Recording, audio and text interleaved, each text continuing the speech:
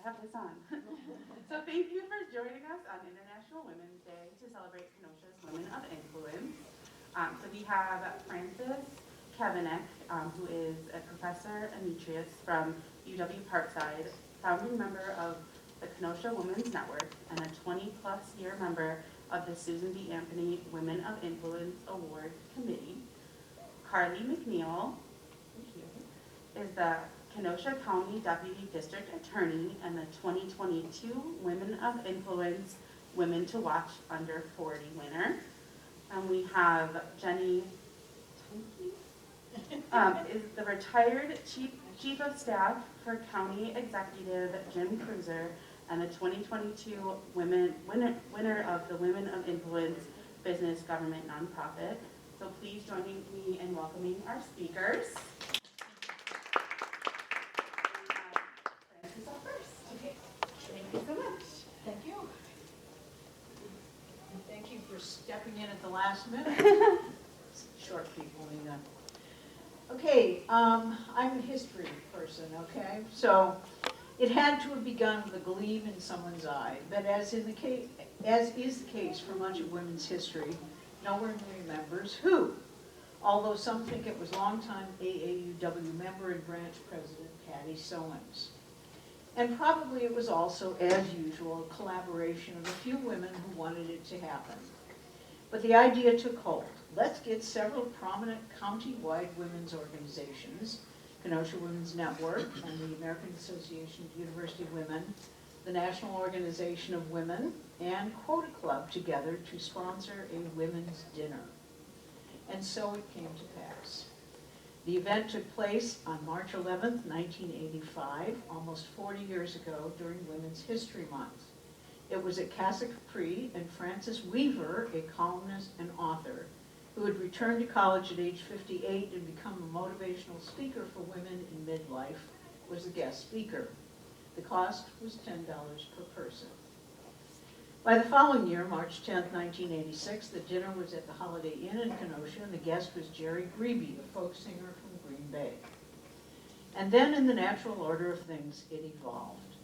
By 1987, the idea had become to honor a woman who had contributed to the community, an unsung hero. It was now called the Susan B. Anthony Dinner, and the first honoree was Sandra Sawney Yelton Stanley, a social worker and activist. In addition to KWN, AAUW, and NOW, the event was sponsored by BPW, Kenosha's Business and Professional Women. There were gaps between 1989-91 and 92-94, along with 2021. We remember that one, right? But otherwise, the event was off and running. You might wonder why it was named after Susan B. Anthony. It was an obvious choice. Anthony was the preeminent organizer and strategist of the 19th century agitation for women's enfranchisement.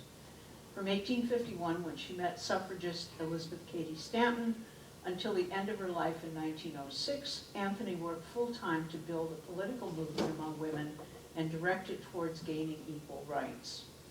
Persistence and intensity made her the symbol of political equality. She inspired suffragists to coalesce for several decades until a mature political organization could grow. Her Quaker background and education led her toward mobilizing public opinion behind abolition and temperance, as well as women's rights. Over time, the sponsoring organizations at Susan B. Anthony, the award dinner, changed. While AAUW and KWN remained throughout, the other representative nonprofits came and went, with local chapters of Business and Professional Women, Wisconsin Women Entrepreneurs, the National Organization for Women, Quota Club, the Mayor's Commission on Women's Issues, Women Working Together, and Tempo. Corporate sponsors included Bank One, Sienna Healthcare, Southport Bank, Chase Bank, Aurora Women's Health, Dental Associates, Ballesteri and Associates, RE/MAX, the Kenosha News, the Women's Fund, and the Labor Times. The organizing planning committee was of various sizes, sometimes as many as 14 representatives of the 3 or 4 sponsoring women's groups, sometimes as few as 8. But consistency was provided by longtime AAUW members like Mary Jonker and Lois Fulton, with 27 and 19 years respectively on the planning committee. The venue changed as well, beginning with relatively small local restaurants like Casa Capri, the Station, and the Fireside, alternating with the Holiday Inn and Heritage House. It settled in 2003 at Parkway Chateau, that's the rod stop in case you don't remember, where it remained through 2016 when the event needed more space and moved to the Madrigano Marina Shores. This year it has moved again to an even larger space at UW Parkside's Arena.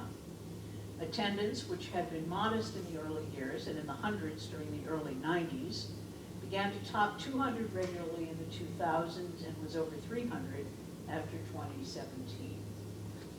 Over the years, a diverse array of guest speakers appeared to inspire and model women's achievements, from judges, including those on the state Supreme Court, entrepreneurs, educators, scientists, and politicians. During those years, the planning committee began to rethink the concept of the award and ceremony, which had begun as a means to honor a single woman who had contributed significantly to the community. Starting in 1994, the profits from the awards dinner were generally split evenly among 2 or 3 women's organizations, usually Women's and Children's Horizons, and 1 or 2 domestic violence, sexual assault nonprofits. In 2006, nonprofits were invited to submit grant proposals specifying projects and budgets to be funded in the following year, and the committee distributed the event's profits among those chosen. In order to honor non-traditional women returning to complete their higher education goals, in 2004, $2,000 was reserved from the profits to be given as scholarships to 2 women in the following year, with the pattern continuing through the present. And finally, in 2016, the committee decided to seek nominations of several women who had made substantial impact on Kenosha and its people, rather than just one. The Susan B. Anthony Award became the Lifetime Achievement Award, complemented by awards for Woman to Watch Under 40, Arts and Education, and Business Nonprofit Government. The response has been gratifying, and the awardees have made and will continue to make lasting impact on the community. So what does the future hold for Kenosha's Susan B. Anthony Awards? Certainly, one would like to think that it will continue to fulfill its mission, honoring women who have in the past and will continue to contribute to the community and inspire others to do the same. But the event may not look the same, and the women honored may not look or behave like those who have come before them. Different times create different circumstances, and those who strive and achieve are answerable to their own times and places. Ultimately, as has often been said, we all stand on the shoulders of those who came before us.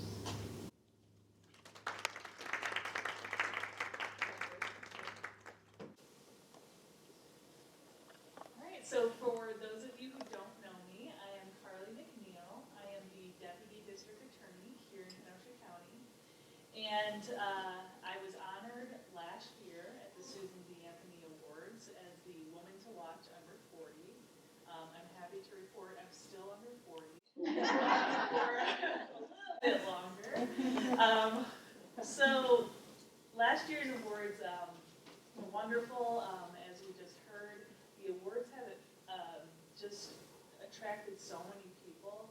The first time I ever went, I saw just an enormous number of people at this event, and then I couldn't have been more surprised to hear that last year that I would be given the award. It was pretty crazy for me because I had to run to the ceremony, basically from court. So I was in court all week, and I couldn't leave work early because I was waiting for a jury verdict. So I had to run to the ceremony as soon as that happened. I had a few choice words for my boss, Mike Gravely. But again, I couldn't have been more thrilled by being given that award. And so I think it was quite timely, I guess, as an award for me because I quite literally became a woman to watch in the last few weeks when I prosecuted the Mark Johnson trial.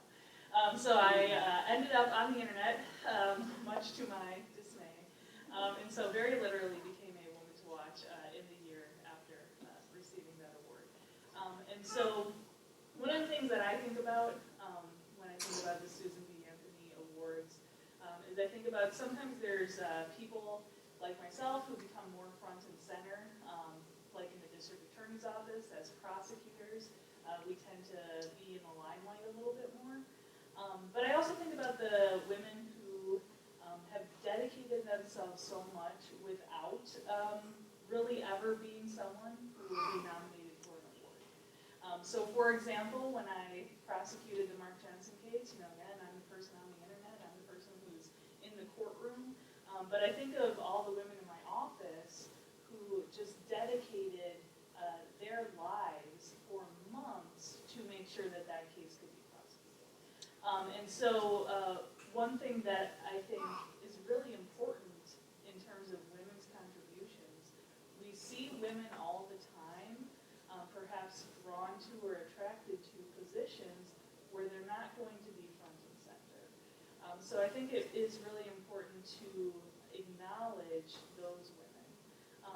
And so again, when I think of myself and how I ended up where I am, including where I am right now, I think of all the women in the background who made me look good, right?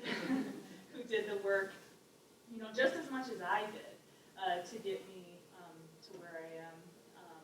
And like was mentioned, we kind of stand on the shoulders of the giants who came before us, but we also stand on the shoulders of, the people who are never front and center and who don't receive the credit. And so that's just something that, I think many of you have probably experienced in your life. We're never just one thing. Sometimes we are the person working behind the scenes, and sometimes we're the person out front and center. And so that's something I think about when I think about these awards for women, and something I wanted to mention. So I don't know if anyone has any questions or anything, anything I could answer. Any questions about Mark Jensen? Thank you all.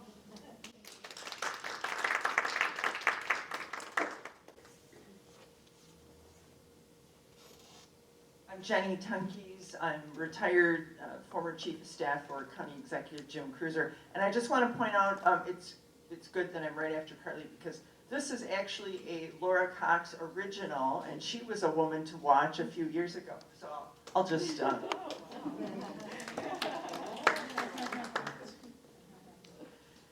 So, as both Fran and Carly had mentioned, is we all stand on the shoulders of those who have come before us. I was a newspaper reporter and editor for 21 years, and I feel so lucky that I had an opportunity to interview and meet and become friends with some tremendous women who've never received awards, but contributed so much to the Kenosha community, such as Irene Santos, who was the Spanish Center, really the heart and soul of the community, and had not ever been recognized for that, and she just passed away this past year, and I was really grateful to have an opportunity to get to know her. And it took much, much too long for Mrs. Mahone to receive an honor. Sadly, it was after she had passed, but what a tremendous individual she was, and I was so happy to get a chance to meet and know her. I don't know if anyone remembers Thelma Orr, who is really more strongly associated with Racine, but she was a powerhouse in the Kenosha community, and I'm as well, and she ran the Urban League for many, many years, and just was wonderful to meet and work with, and just her energy and passions. So, and then I just think about my own family. So I come from a long line of strong, outspoken women. It would have been my grandmother, Jenny Adela Woods. It would have been her 122nd birthday this week, the 6th. And, if you look up badass woman in the dictionary, my grandma's picture would have been there. She was a nurse anesthetist, and she just took no guff from anybody. That's why she moved around a lot and took different jobs, because she was always upset with the hospital system. She probably should have been in charge, and probably in today's world, my grandmother probably would have been running a hospital system because that's the kind of person she was. So, you know, just grateful for that. And my mother, smile at, you know, wouldn't meet a happier person, but boy, if you got on her wrong side, Mary would be quick to tell you what's what. So always got great advice from her. And, you know, it's, you know, I say to myself, isn't it ridiculous that we still have to take time out to honor women in particular, and yet it's because, you know, as many advances as we've had, there's so much more work that needs to be done. This really remains, I'm not telling anything to anybody here that you don't already know, but just there's so much misogyny, and you know, women still don't make an equal hourly wage to men worldwide.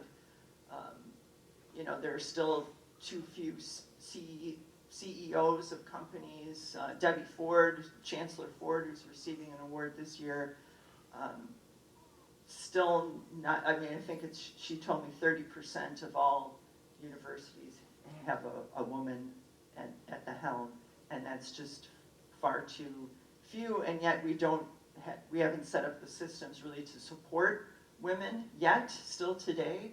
You know, I think we all need wives is what we need, but you know, the Prime Minister of New Zealand resigned recently, probably because, you know, she's also changing diapers and making dinner. I mean, I don't, you know, I'm guessing, but but just there's so much more responsibility is expected from women, and it's too bad that we can't just have that equality in the workplace and the home place that makes everyone be able to have that support to achieve their greatest and highest callings and contributions to society. So thank you so much. It was just an honor to be chosen, and grateful to be involved in such a wonderful organization. Thanks.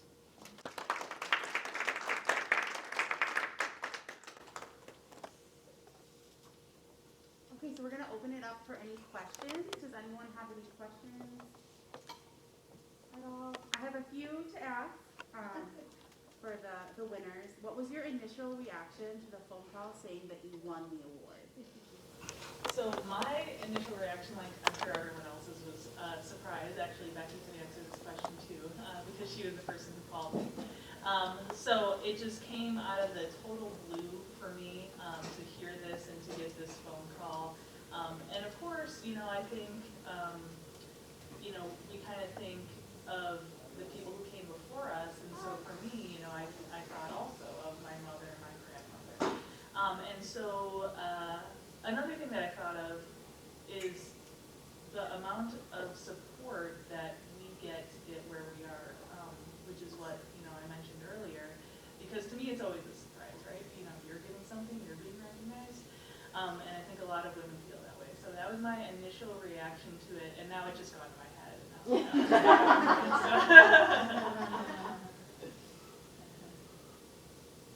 Just real quickly, I just assumed that they must have run out of nominees in that particular year.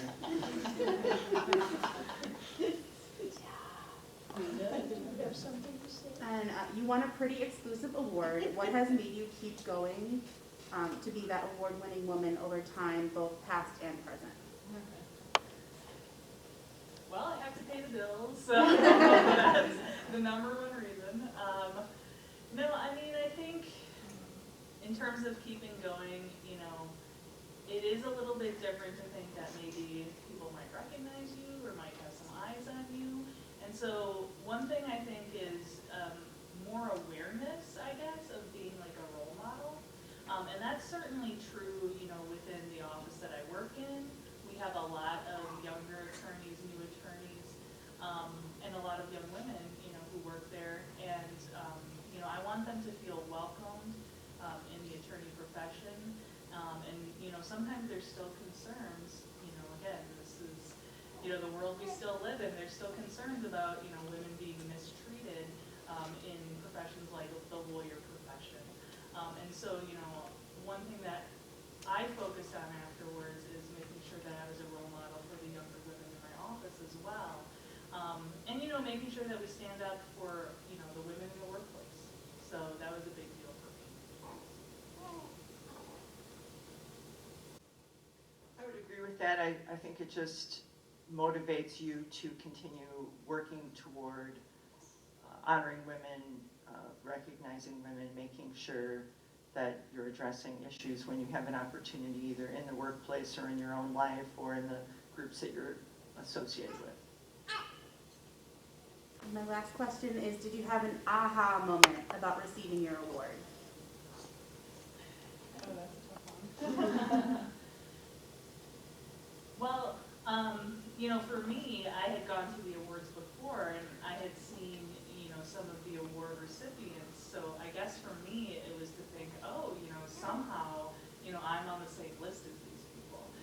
So I guess that was my aha moment. So yeah, I just want to give, a shout out to particularly Judge Mary Wagner, who was a prior award winner.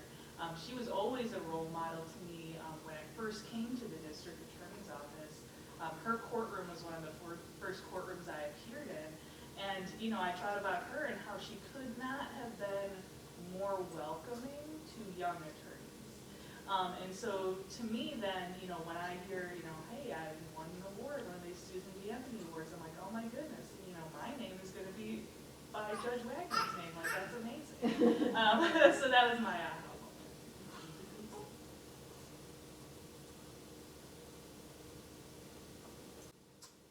Just really, it's similar to what we said before, is that it just reminds you that there's so much more work that needs to be done. It's great to be recognized, but I think that just spurs you on to try to work harder and more, and keep in mind of all the people who've not been recognized and should be, and all the future people. Make sure the systems are in place to keep supporting and honoring women.